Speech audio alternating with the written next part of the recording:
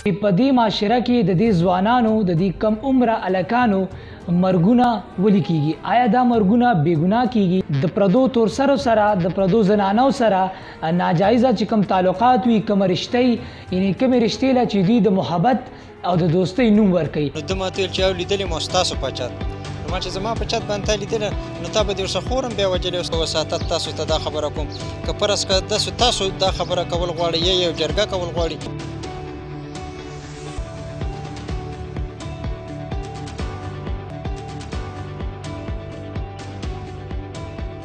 دغه جینۍ بیا بل الک سره رشته سازه شول، هغه خوښ شو او بیا چې کوم دی د دې الک نه د دې بابر نومي الک نه ځان خلاصولو دپاره د هغې قتل وشو. په بل جامه یې نه شول، هغې ځان له بل وکته، زما بچي په یارانو مړ کړو، هغې پسې سړي راوستلم. مورکې دا مرګ او بیا مړ دی که نه خدای تباه که نه داسې مړ کړی دی چې ما نه دی لیدلی، بابا مې نه دی لیدلی.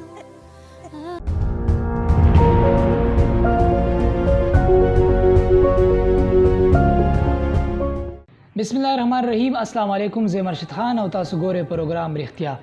کتونکو که موږ او تاسو غور وکړو په دې معاشره کې بلا خلک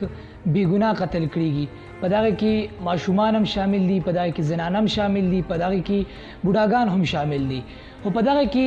هغه خلک هغه ځوانان هم شامل دي چې کوم د دې معاشرې او د دې ملک مستقبل وي. اوس سوال دا دی چې په دې معاشره کې د دې ځوانانو د دې کم عمره الکانو مرګونه ولې کیږي؟ آیا دا مرګونه بې ګناه کیږي یا د دې وروسته څه ناڅه مقاصد ضرور وي؟ هر کله چې موږ تاسو سوشل میډیا ته انټر شو او داسې قسمه معلومات وګورو نو په هغې کې د وړو الکانو چې کوم یا په سکول کې سبق وي یا په کالج کې سبق وي یا په یونیورسټۍ کې سبق وي یا د معاشرې د بلې شعبې سره خپل ژوند تړلی وي، هغه چرته ناچرته په بېدردۍ سره قتل کړی شوي. آیا موږ تاسو دا سوچ کړی دی چې د دې ځوانانو په دې معاشره کې قتل ولې کیږي؟ د دې څه وجوهات دي؟ که موږ تاسو غور وکړو او سوچ و فکر وکړو نو د دې وروسته مختلف وجوهات کیدای شي، خو یو وجه د پردو تور سرو سره د پردو زنانو سره ناجایزه چې کوم تعلقات وي، کوم رشتې، یعنی کومې رشتې له چې دوی د محبت او د دوستۍ نوم ورکوي، هغه رشته چې کومه معاشره زمونږ مذهب او زمونږ سوسایټي نه اکسپټ کوي. دغه رشته بعضې ټیم کې داسې حالاتو ته ورسي، داسې سټیجز ته ورسي چې کوم دو فریقین د هغوی رشته دارو دپاره او د هغوی د خاندان دپاره دا رشته بیا قبوله نه وي، او کله چې د دغې پیرنټ خبر شي، د جینۍ کور والا خبر شي، نو هغه بیا د الک پسې ورپسې شي او د هغه ډون ولټوي. او چې کله رشتې داسې هم راشي چې یو کور والا معزز وي او بل کور والا په طبقاتي د دنیا کې چې کوم موږ ته وایو پیسو مالي حالت سره کمزوري، نو د دغه الک په قتل عام پسې او دغه په قتل پسې بیا مخروران واچوي. داسې قسمه الکان، داسې قسمه نوجوانان به تاسو ته مړه پراته بیا مدیره کېږي،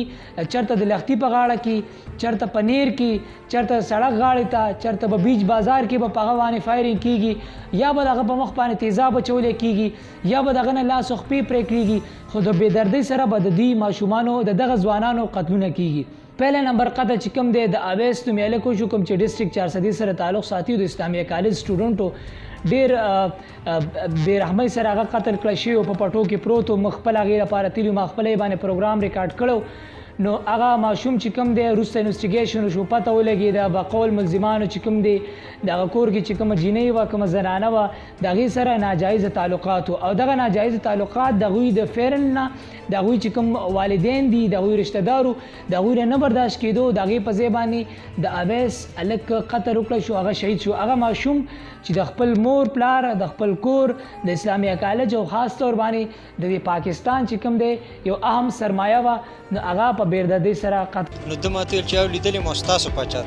نو ما چې زما په چت باندې تا لیدله نو تا به دې ورسره خورم بیا وجلې. ولې تاسو ولې داسې لګي کیدای شي چې هغوی دا یاره محسوسوله چې اویس چې کوم دی دا به کامیاب شي او بیا به موږ ته یو خطرې؟ ولې هغوی داسې محسوسول؟ ستاسو په وساتت تاسو ته دا خبره کوم که فرض که داسې تاسو دا خبره کول غواړئ یا یو جرګه کول غواړئ چې راج دې شي او ما سره دې کښېني، بس ما سره دې لیکلو.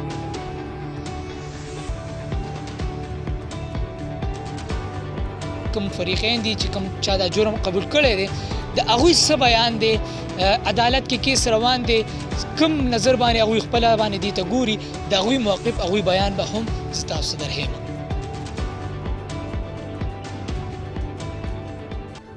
دویم د ټول نه غټ اگزامپل کې مونږ سره هغه د بابر قتل کیسو چې کوم په تحبه کې مخې ته رالی په هغې باندې مونږ پروګرام کړی مونږ تاسو صحیح یو او زه خپله باندې د ډېر وخت نه په دې باندې پروګرامز کوم زما خپله باندې سوچ دی انوسټیګیټ کوم چې څو وجوهات چې دا ځوانان چې کوم دي بېدردۍ سره دا ګلونه دا چې کومې کچه لختې دي د دې معاشرې سرمایه د هغه قتل کېږي نو هغه قتل کیس چې کله مونږ پروګرام وکړو هغه قتل کیس مونږ انوسټیګیټ کړو نو په هغې کې د والدینو د سیډه دا خبره ورته راغله چې د دې چې کومه جینۍ خوښه وه د هغې سره نکاح هم شوې وه هغې سره رشته وه او هغه جینۍ کور والا چې کوم دي دا هلک نه اکسپټ کوو چونکې دا د دې نه ډېر زیات غریب و او هغې ته به یې ایلې بانې کولې بیا پکې خبر دا مخې ته رالی چې دغه کوم واقع وشوله نو په دغه دې واقع کې د دغې جینۍ بیا بل هلک سره رشته سازه شوله هغه یې خوښ شو او بیا چې کوم دی د دې هلک نه د دې بابر نومي هلک نه ځان خلاصولو دپاره د هغې قتل وشو را شوې دي نشته یو نوړه ډوډۍ په کور کې وخوړه خپلې ښځې بوتلو موره کې خپلې ښځې بوت وې راځه مور پلار مې نشته هغې ورته مرګ دغه جوړ کړی ورور ما غریب بچی یم په غریبۍ کې مې تعلیم وکړه مې نوکر به شي زموږ غریبي به ختمه شي پلار مې ځمکه ورپسې ولیکې وي دلې در کوم زما خاوند مې دا 10 مرلې کور مې دی دا دې ورپسې ولیکې زما د زوی خوښه دی به خیر دی هغه په بل جامه یې نه شوله هغې ځان له بل وکته زما بچې په یارانو مړ کړو هغې پسې سړي راوستلو مورکې دا مرګ او بیا مړ دی که نو خدای تباه که نه داسې مړ کړی دی چې ما نه دی لیدلی ما به نه دی لیدلی ما یې مخونه لیدلو ما ورته ما ته وکړې په یو لاس ښکاره کېږي که نه لا وله ووینه ماتې نو ما نو داسې زموږ قبر له لارې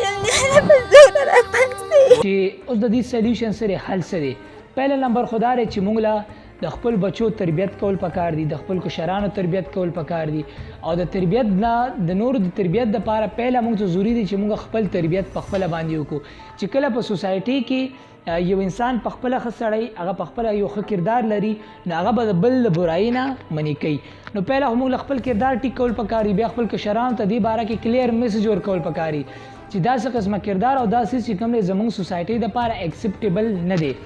سیکنډ نمبر باندې د هر رشتې د هر خاندان د هر فرد چې کوم دی عزت کول پکاري څنګه چې زموږ په کور کې خپلې تورسري موږ د هغوی ریسپیکټ کوو موږ نه غواړو چې څوک زموږ بېعزتي وکړي نو داسې موږ له پکار دي چې موږ د هغوی د نورو تورسرو د نورو زنانه خو هم ریسپیکټ وکړو که چېرې موږ سره داسې قسمه هلک تعلق ساتي یا موږ ته کار راشي یا موږ سره هغوی سره رشته سازه شي نو موږ له پکار دي چې موږ کلیرلی هغوی ته دا خبره وکړو که چېرې ستاسو رشته خوښه وي نو اسلام بهترینه طریقه تاسو هغوی ته بېشکه ته رشته کولی شي ته هغوی سره رشته سازولی شي خو کم از کم د چا چې کوم دی د عزت پامالتیا موږ ونه کړو تھرډ نمبر اسلام کې ډېر واضح اصول دي جرګه سیستم شته دی معاشره کې پهله خو مرګ نه دی کول پکار چې دغه قسمه خلکو مرګ وشي مختلف سزاګانې شته دی قانون شته دی اسلام چې واضح اصول شته دی جرګه سیستم شته دی چې کوم پښتونولي ته موږ وایو او په هغې باندې موږ پهر کوو او د ټولو نه اهم او لاس پوینټ چې زه تاسو سره شیر کوم هغه دا دی چې د چا حاصلولو دپاره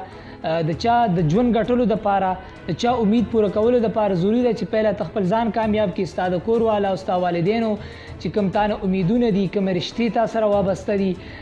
ستا د مور ستا د مور پلار په سترګو چې کوم امید وي ستا د کامیابۍ په هغه امید باندې ته ځان پوره راولي هغه امید چې کوم دی حاصل کړي کامیابي حاصله کړي او بجای په دې باندې په سوسایټي کې چې داسې قسمه کردارونه دي داسې قسمه خلک دي هغوی نه ناسته پاسته نه کې او په صحیح محفلونو کې کښېني او کامیابۍ سره ته لاړ شي نو انشاءالله ستا ژوند به هم پرسکون وي کامیابي به هم تا ته میلاویږي معاشره کې به عزت هم وي او داسې قسمه ناجایزه تعلقاتو نه به هم بچ کېږي مال اجازت راکوئ د الله په امان